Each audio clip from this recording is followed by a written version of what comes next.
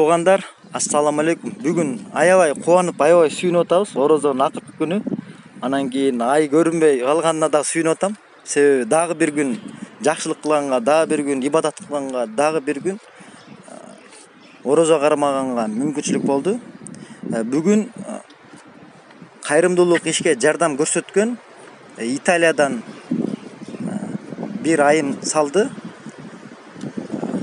Жалпы 18 үй-бүлөгө жете турган салды. 18. Бул жерде 20 пакет. Бул жак машинага да салынды да. Андан кийин 2 пакети интернеттен Россия жарандары которгон. Ошолордуку. Эми азыр сиздер менен кыскача тааныштырып коеюн. Темирлан мырзага да Алла ыраазы болсун. Бизге дагы көп салым кошуп, жакшы иштерди кылып жүрөт. Тааныштырып өтсөңүз. Ассаламу алейкум, урматтуу көрүп тургандар, ордоңуздар дуалар кабыл болсун. 5 килограмм un, андан кийин буюрса 3 килограмм макарон, анан 1 килодан мынакей сиздер көрүп аткан горох, шекер,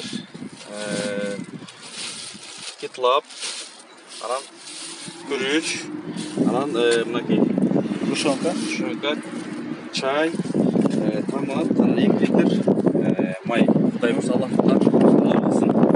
Ушул пакет, бир пакет болот да, бир үй-бүлөгө берилет.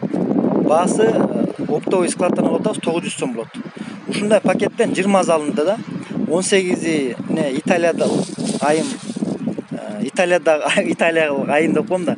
Кыргыз жараны Италияда жашаган салым кошту. Эки өзүнө Россиядагы жашаган кыргыз жарандары. Андан тышкары дагы бир эже 5 пакет берди, өзү растап берди, мондай пакет. Мондай пакет растап берди. Бул жакта un, күрүч, сахар, чай, анан кийин капуста. Ушундайдан 5 растап берди, 5 үй-бүлөгө.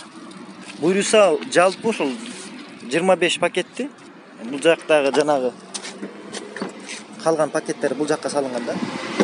Кыскасы бүгүн жалпы 25 үй-бүлөгө азык-түлүк пакеттерин жеткирип беребиз.